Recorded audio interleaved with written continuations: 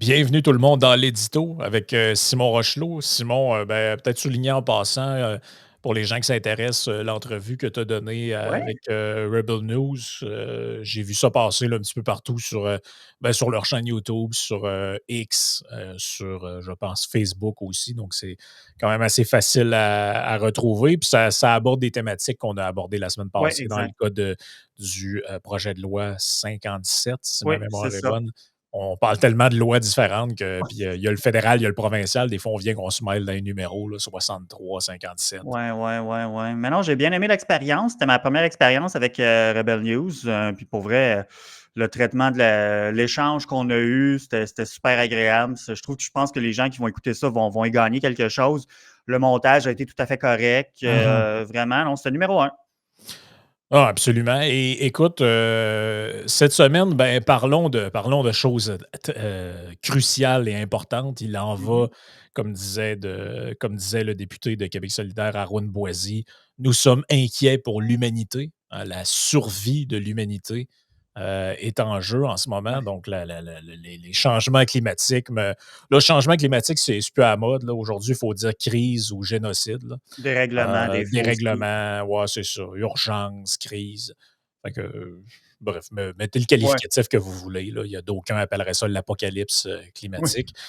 Et là, ben, se pose une question, en fait, qu'ils osaient à peine aborder il n'y a pas si longtemps que ça, parce que, bon, c'est quand même dur en même temps de quémander des lois en disant que c'est pour protéger la démocratie, puis de l'autre bord, dire qu'on veut abolir la démocratie pour mettre un espèce d'autoritarisme vert. Là. Ça va être dur de conjuguer ces deux discours-là en même temps.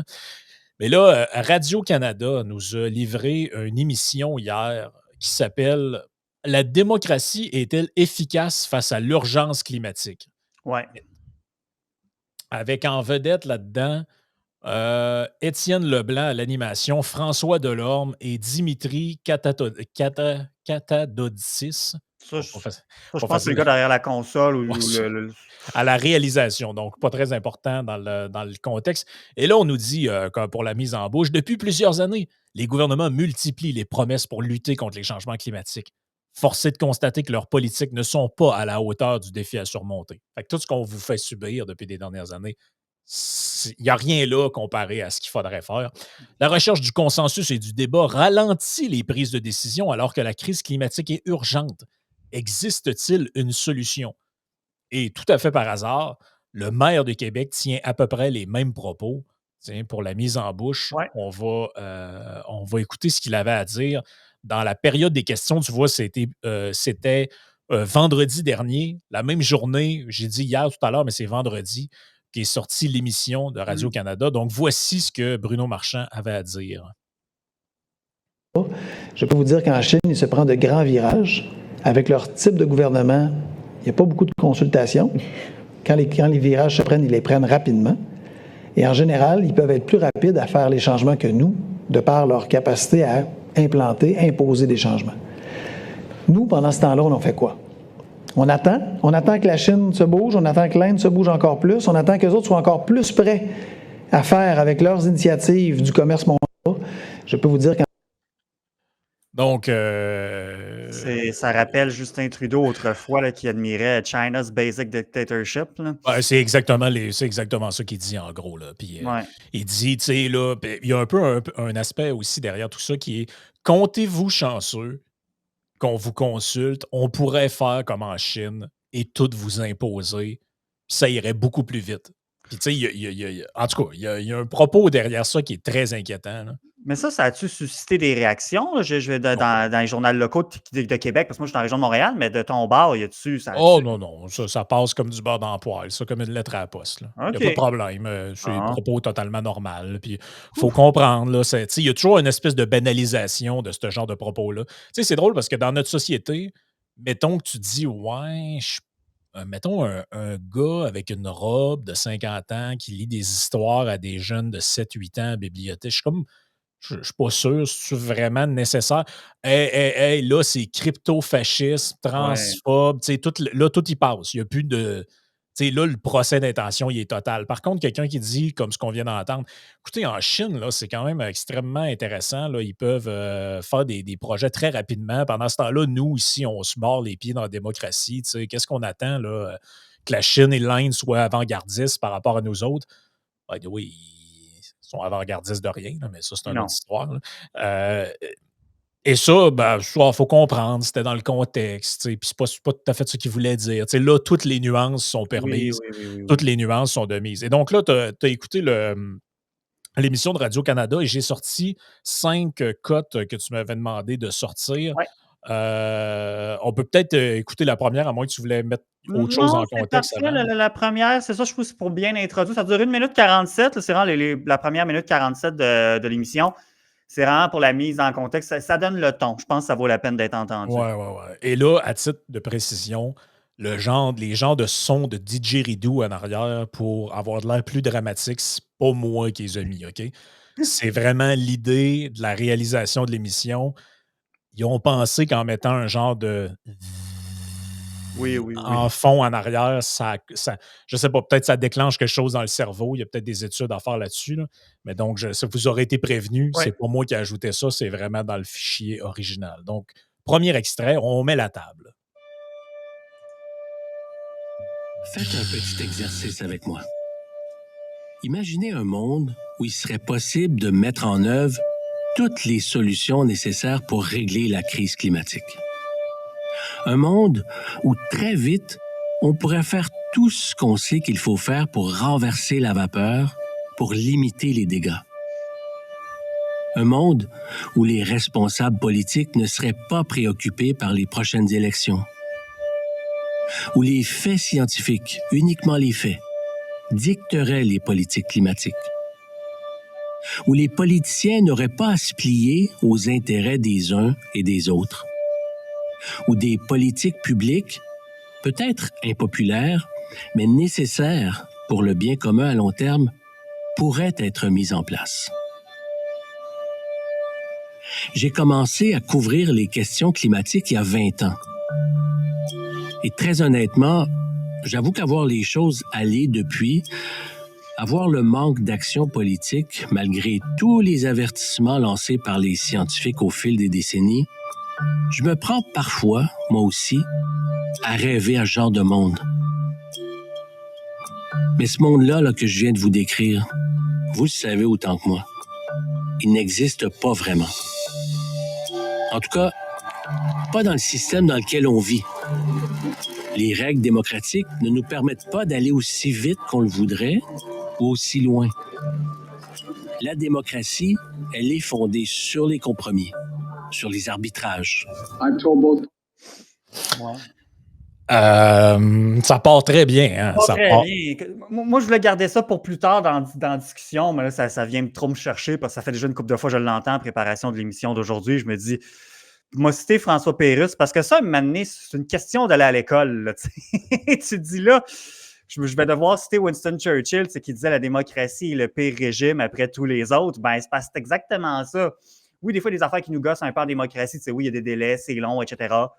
Mais quand il disait que ça n'existe pas dans le système dans lequel on vit, selon qu'il décrit, ben c'est ça. Ça existe en Chine, ça existe à d'autres places pas le fun. Puis il y a une raison pourquoi la plupart des gens préfèrent vivre ici que là-bas. Le plus drôle, c'est que, sans joke, le fil conducteur de tout ce que vous allez entendre, c'est la contradiction permanente. En voici une première. C'est les mêmes gens qui capotent parce que la CAQ n'a pas fait de BAP pour Nordvolt. Là. Ouais. Est-ce que vous vous rendez compte de l'absurdité que je viens de soulever ici? Là? Ils font une émission, dire « Hey, là, on devrait, la démocratie, ça empêche, puis il y a des consultations, puis il y a des ci, puis des ça.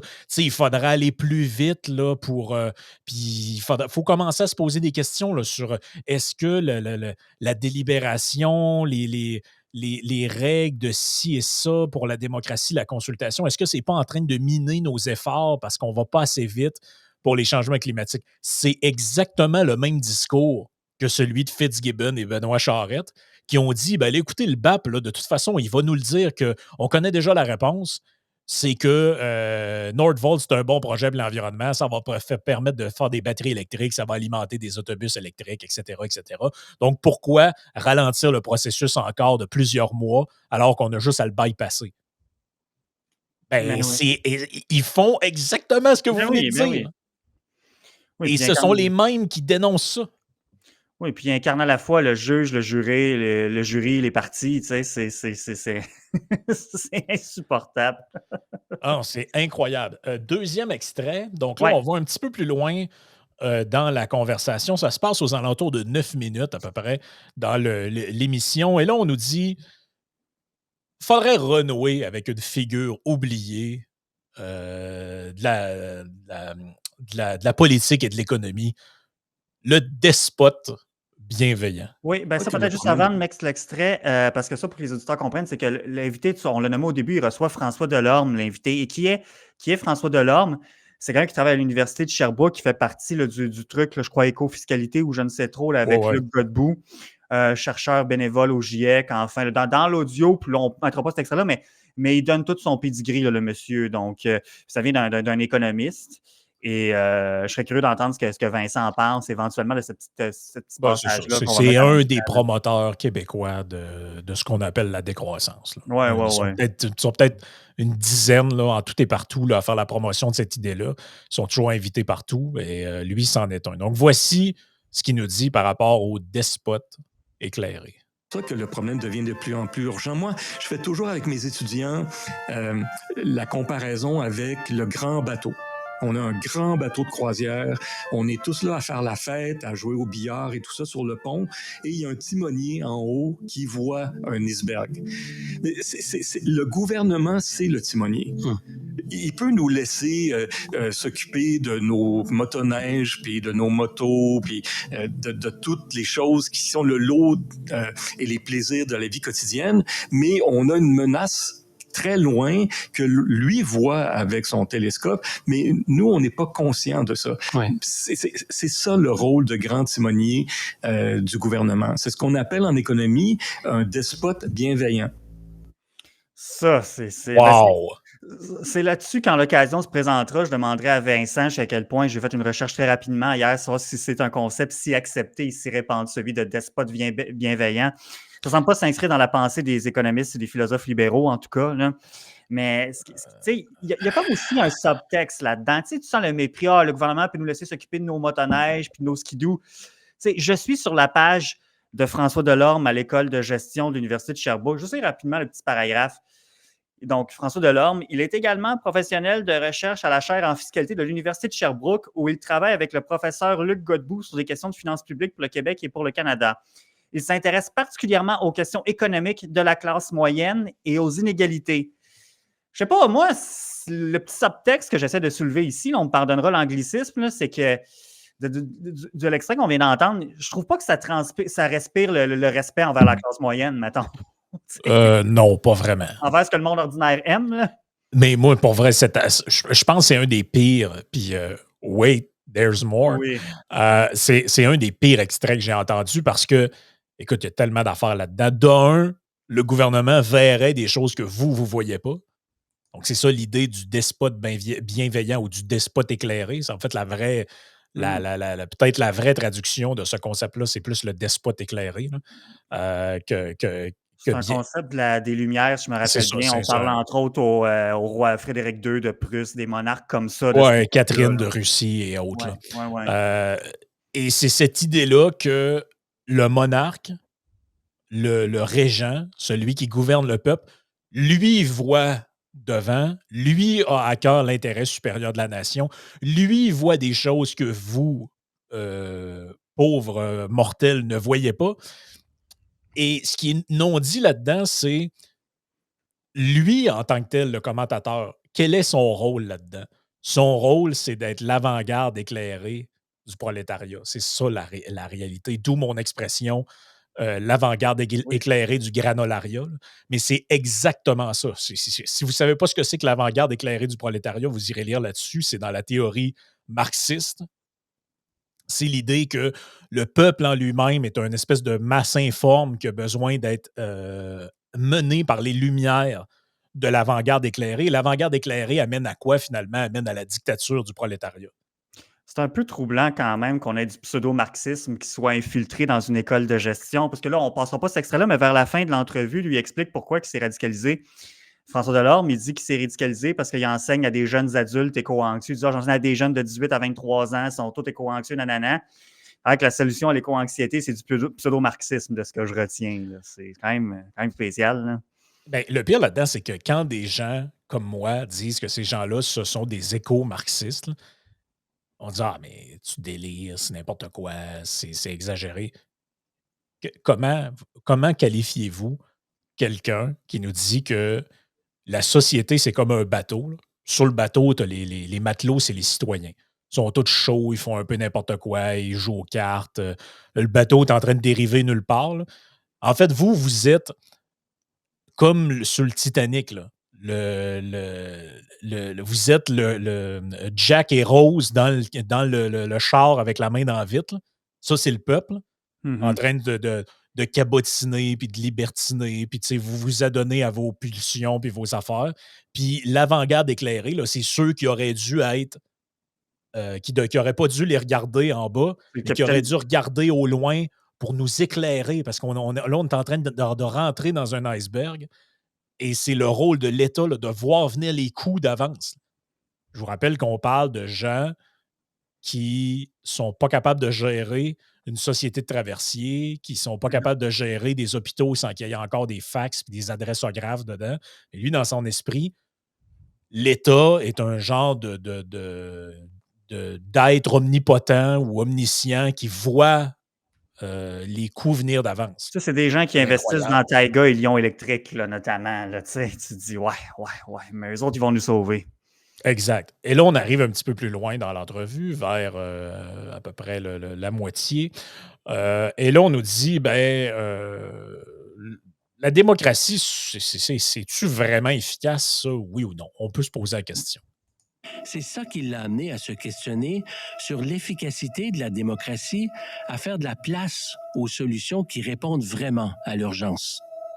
Si on pose la question qu'on pose dans ce balado, est-ce que l'organisation démocratique qu'on a dans nos pays occidentaux et démocratiques, est-ce que cette organisation, elle est efficace au regard de l'urgence climatique qu'on nous présente tous les jours par la science?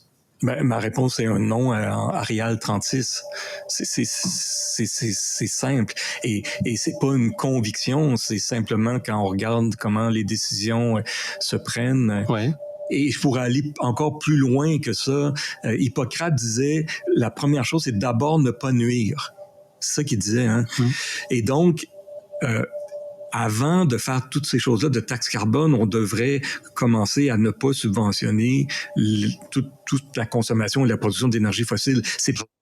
Bon, ça, le bout de ne pas subventionner l'énergie fossile, c'est quelque chose qui se défend, effectivement, avant de nous rajouter Effectivement. des taxes. Arrête de subventionner à gauche puis nous taxer à droite. Là, ça, c'est à peu près le bout le plus sensé de l'entrevue, mais ce qui vient juste avant, ce qui dit que non, en Arial 36, l'organisation démocratique, c'est pas efficace au regard de l'urgence climatique.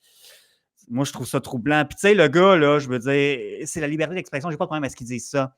Par contre, ce que je trouve un peu curieux, puis ça, c'est quelque chose de propre au Québec qu'on voit moins, même dans le Canada anglais, même dans les médias plus libéraux, plus libéraux au sens PLC ici, là, c'est que, tu sais, ici au Québec, on sent que les médias n'aiment pas trop ça, donner de l'attention à Pierre Poilievre, puis encore plus à Éric Duhaime, parce qu'on dit que leur discours ah oui, ils ont le droit de dire ce qu'ils veulent, mais on ne veut pas exposer la population à ça parce que c'est des discours haineux ou sont encore des discours qui peuvent être dangereux. Oui. C'est du dog whistle de l'extrême droite. Bon, évidemment, moi, je ne suis pas de cet avis-là, mais de l'autre bord, encore une fois, c'est François Delorme, il peut bien dire ce qu'il veut, mais qu'on n'ait pas de problème à passer ce gars-là à la radio de Radio-Canada, tu sais, dans les podcasts, dans les balados de Radio-Canada, tout ça, il n'y a pas de problème. Mais tu sais, c'est un discours qui c'est un rejet de la démocratie, ça. Là. Moi, ça me paraît bien plus problématique que Ben peu là, importe ce qu'Éric Duhaime peut raconter, là, qu'on soit qu'est-ce d'accord ou pas que. avec lui. Écoutez, je vous le dis, ce truc-là est rempli de contradictions. Qu'est-ce qu'on nous a dit de Donald Trump il y a pas si longtemps? Hey, là, la démocratie aux États-Unis, c'est terminé. Ouais. Écoutez ce que Donald Trump il a dit. Il a dit qu'il allait être un dictateur. Là, tu vas voir l'extrait. Puis c'est un extrait un peu satirique où il dit « I'm gonna be a dictator for one day ».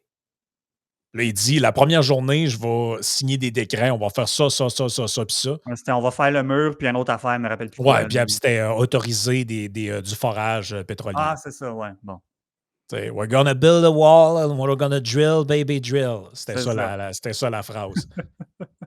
Ils ont pris ça et ils ont dit, si ce gars-là est élu, il va avoir un régime fasciste aux États-Unis.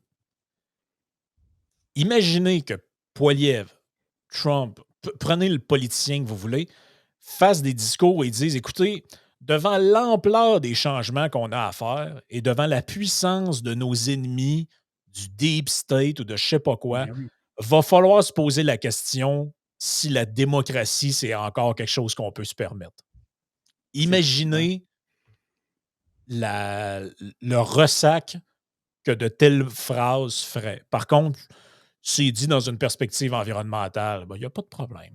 C'est du bon conspi, dans le fond, c'est ça. Tu as le droit d'être conspi, de dire que les intéressants travaillent pour détruire la planète, mais de l'autre bord, ceux qui parlent de Deep State, ça n'a pas d'allure, tu sais. Ben, tu sais, voyons, ils font juste poser des questions. Ils font juste soulever des interrogations. Ils se demandent est-ce que la démocratie, c'est encore pertinent? Il n'y a pas d'intention derrière ça. Là. Pourquoi est-ce que vous voulez essayer de leur faire un procès d'intention? Là? Ils n'ont jamais dit qu'il fallait abolir la démocratie. Ben oui, mais réfléchissez 2 secondes. Ben oui. Imaginez-vous qu'il y a un rallye de Pierre Poilievre demain matin ou de PSPP. Imaginez ça, là. PSPP, il arrive et il dit ouais, ben là, devant l'urgence là, démographique, là, puis La crise la migratoire, crise nanana. migratoire, tout ça, va falloir se poser la question là, si c'est encore pertinent d'essayer de faire la souveraineté par un référendum. Là. On devrait peut-être plutôt, même si on est élu avec 30 des voix, on devrait tout simplement la déclarer. Parce qu'à un moment donné, la démocratie, ça ralentit, puis on risque de disparaître comme peuple. Là. Surtout qu'ils seraient dépositaires de l'intérêt commun, de toute façon, à suivre cette Ben oui, logique-là. ben Fait oui, que ben lui, oui. c'est quoi qui est bon pour nous. Exactement, exactement. Ben oui, parce que lui, il voit à l'avant. C'est Ben comme oui. le despote bienveillant. Non, c'est extrêmement C'est troublant, cette entrevue-là, pour vrai. troublant ce qui est raconté là-dedans. But wait, there's more.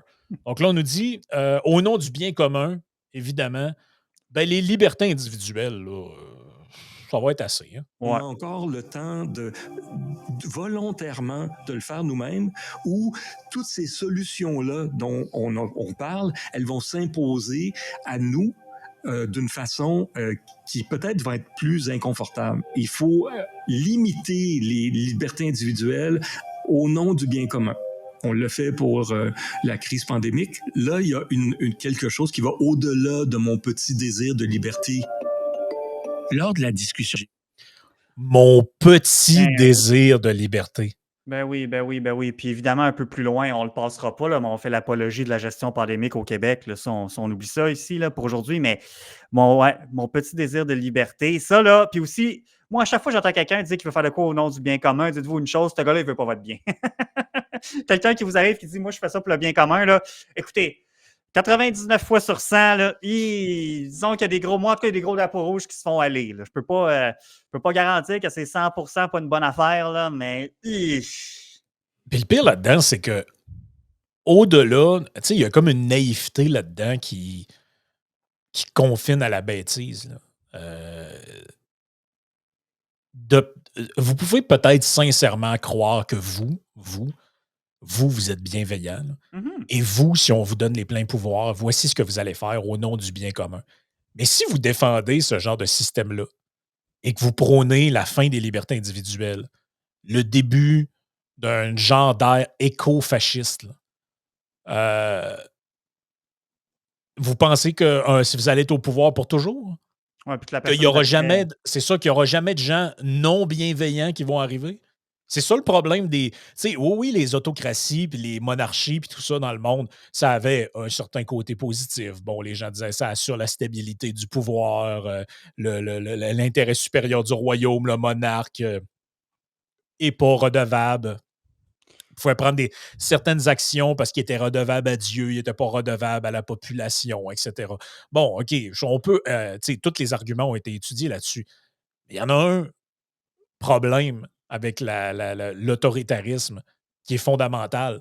C'est que même si tu prends le petit Jésus et tu le mets entre les mains, les pouvoirs, les pleins pouvoirs pour faire les bonnes choses, ben, le petit Jésus, maintenant, il va peut-être avoir des enfants ou un successeur. Et son successeur, ça sera peut-être un taré, un dangereux. Et lui, il va instrumentaliser les leviers du pouvoir, et il va faire n'importe quoi avec. C'est Ben pour ça oui. que c'est pas bon, l'autoritarisme. Ben oui, il y a plusieurs qui fantasment un peu sur l'empereur romain Marc Aurèle, tu sais, le stoïcisme, Ouais. etc. Mais c'est parce qu'après, Marc Aurèle est venu commode, tu sais, pour ceux qui ont vu Gladiateur, Ben qui est oui. vraiment pas un film historically accurate, mais juste pour vous faire une image de. Tu sais, c'est ça, t'as peut-être bien bon, Marc Aurèle, là, en tout cas pour l'époque, du moins, là, mais ce qui est venu après, là, c'était pas vargeux. Puis c'est ça, puis ça revient à ce que je disais tantôt. C'est une question d'aller à l'école, tu sais. Comment ça se fait que ces gens-là n'ont pas plus de perspective? C'est vrai que c'est du monde éduqué, des universitaires. Il y en a un qui est même prof à l'université. Comment ça se fait qu'il ne comprend pas ça? Ou qu'il fait abstraction de ça? C'est fou, là. Je pense qu'il y a une. Tu as utilisé plutôt le terme Ouais, radicalisation, lui-même, il l'utilise aussi à un moment donné. Ouais. mais je pense qu'on est on est dans cette forme-là. C'est-à-dire Hmm. que on a atteint. Ben moi, ça fait des années que je le dis. Je dis pas tous les discours écologistes, mais une partie Mhm. du discours écologiste dans lequel celui-là s'inscrit très bien est habité par une forme de religiosité, là. Regardez le discours qui est mis de l'avant. Il met de l'avant il coche en fait toutes les cases d'un discours religieux. Discours sur la fin des temps, l'apocalypse est à venir. Comment on fait pour conjurer ça? Les gestes individuels de purification, donc les gestes symboliques. Fait que là, apparemment, il y aurait la fin du monde qui arrive, mais si je n'utilise pas ma tondeuse au mois de mai ou si j'achète du miel bio, ben, je vais comme conjurer le mauvais sort parce que chaque petit geste compte et amène finalement à la parousie. Donc ça, c'est une logique religieuse, là. Je ne sais pas si les gens réalisent, là, mais il y a une logique religieuse qui est derrière ça, là. C'est souvent ces gens-là qui sont les premiers à se moquer des religions, soit des religions passées, comme les Mayas ou whatever, ou ceux qui ont pratiqué encore la religion dans leur vie aujourd'hui. C'est très ironique à voir aller, là. Ben oui, puis tu sais, les religieux, ben, ils n'ont pas trop le temps de se préoccuper de l'opinion des mécréants. Hmm. But wait, Oui. there's more. Mhm. Donc là, on arrive à la fin. Ouais. L'animateur fait son genre de bilan. Et là, finalement, il va nous dire tout est le contraire de tout. Ah, je vous ai fait l'apologie du despote éclairé, mais comprenez-moi bien, c'est ça, mais c'est pas ça que je voulais dire. Et il y a beaucoup de oui, mais là-dedans. Mhm, mhm. Les valeurs démocratiques ne sont pas vraiment négociables. Sauf qu'on est bien obligé d'admettre que ce qu'on fait maintenant, ça ne marche pas. Et c'est pas comme si c'était un problème qu'on pouvait repousser à plus tard pour se donner le temps d'agir sans bousculer trop nos habitudes. La vitesse à laquelle s'opèrent les changements climatiques ne s'adapte pas au temps qu'on prend pour agir. Et si on ne s'en occupe pas rapidement, ce sera toujours de pire en pire pour nous. Donc, quand je soulève la question de l'efficacité de la démocratie à répondre à l'urgence climatique, c'est pas juste pour provoquer, et surtout pas pour remettre en question la légitimité de la démocratie. C'est une vraie question pour nourrir la réflexion sur les façons d'agir plus vite. Certains, d'ailleurs, veulent profiter de ce débat pour tout de suite polariser cette question délicate. Je pense aux écofascistes qui rêvent d'autoritarisme. Il faut les dénoncer. C'est pas du tout de ça dont on parle ici. Vous savez, je me suis vraiment questionné sur la pertinence de me mêler à tout ça. Mais comme François Delorme le dit, les changements climatiques, c'est pas un problème procrastinable. Ces discussions à propos de notre avenir proche et lointain, on doit les avoir. Comme disait une personne que j'apprécie beaucoup, on ne peut pas faire demi-tour avec un train sur des rails. Il faut changer de chemin de fer. Prendre. La fin, c'est le meilleur bout. La fin, on ne peut pas changer de direction, on ne peut pas faire demi-tour à un train sur des rails, il faut changer de direction. Ça, c'est un genre de langage un peu codé, là. Ça veut dire quoi? Ça veut dire on ne pourra pas rien changer dans la démocratie libérale capitaliste. Il faut changer de direction. Ah, c'est une forme d'appel à la révolution. Je ne sais pas si je vais peut-être un peu fort. Non, Mais non, mais c'est un appel à ce que les autres appellent là, l'éco-socialisme. ouais. Ouais, ouais, ouais. Au moins, il a dénoncé l'écofascisme, c'est déjà ça. Ah Mais, oui, c'est ça, mais vous avez compris, là, dans la longue série de ouais, contradictions, on commence par, ben, les libertés individuelles, bof, hein, va falloir les limiter pour le bien commun. Ensuite, voici cette excellente figure avec laquelle il faudrait renouer du despote bienveillant. Mais attention, je dénonce l'écofascisme, là, quand même, là. ouais, ben, il souffle le chaud et le froid, il dit tout son contraire. C'est sûr que Ouais. peut-être qu'il se couvre un peu les arrières comme ça aussi, Oui, veut oui, pas. oui. Mais Je ne suis ni pour ni contre, bien au contraire. c'est ça. C'est là qu'on est, là. Ça se passe sur les ondes publiques. On a tout payé pour ça, Euh, là. Moi, c'est ça, je pense, qui me dérange le plus là-dedans. J'en ai rien à cirer que des gens éco-marxistes, éco-autoritaires, appelez-les comme vous voulez, là. Que ces gens-là fassent la promotion. S'il fait la promotion de ça dans ses cours, ça commence à me déranger un peu, là. Je pense pas que c'est une matière qui a rapport avec une école de chaire de fiscalité, là. Mais en même temps, bref, le gars a le droit de dire ce qu'il veut. Mhm. Mais il est où le contre-discours dans le média neutre et indépendant? Penses-tu qu'il va recevoir Joanne Marcotte, lui, la semaine prochaine en Ouais, c'est entrevue? ça. La semaine prochaine, y a-tu Joanne Marcotte? Je penserais pas, hein. Je penserais Puis pas. la prochaine fois qu'on va entendre une clip sur Pierre Poilievre, là, il incite à l'extrême droite, ce gars-là. C'est un discours radical. Ben moi, Pierre Poilievre, comme Donald Trump, comme d'autres, on peut les aimer, on peut ne pas les aimer, on peut les critiquer, ils sont éminemment critiquables sur des dizaines et des dizaines de points. Mais j'ai jamais entendu aucun de Jamais. ceux-là dire qu'il fallait abolir la démocratie ou même le sous-entendre. Là, je suis désolé, là, quand on commence à dire que les libertés individuelles, c'est comme une cochonnerie dans laquelle on se barre les pieds, qui nous empêche de faire avancer un agenda vert, là. Tu sais, le pire que Poliev a dit, c'est la quote qui avait été mal comprise sur les bitcoins, là, que ça, apparemment, c'était à la fin du monde, où il avait critiqué la Banque du Canada aussi. Là. Ouh! Mais ça n'a rien à voir avec ce qu'on vient d'entendre aujourd'hui. Là. Ça n'a rien à voir. Puis ça y colle encore au pied, là. Ben oui, c'est ça. C'est pour ça que je reviens Ils sont là-dessus. encore là-dessus, là. Ben Ah oui. ouais, lui, il aime les crypto-monnaies. So fucking what, là? Ben oui. Écoute, c'est incroyable, c'est incroyable. Écoute, on va passer à la partie Ouais. Patreon du show. On voulait parler notamment. Ben, je pense qu'on peut appeler ça de politique énergétique ou plutôt d'électrification de nos transports. là. Tu sais, c'est toi qui disais récemment, notamment à Radio X, mais je suis dans le podcast aussi à différentes tribunes, que tu sais, faut faire le lien entre les différentes affaires. Certains diraient que tout est relié. Ben, c'est un peu ça. Il y a des liens à faire entre différents événements de l'actualité ici par rapport à l'électrification. puis C'est ça qu'on voulait parler sur Patreon. Absolument. Donc, on parlait de Lyon Électrique qui s'en va chez le bonhomme et de Pierre Fitzgibbon qui veut un programme fédéral de subvention pour l'achat d'autobus électriques. Ouais. Of course.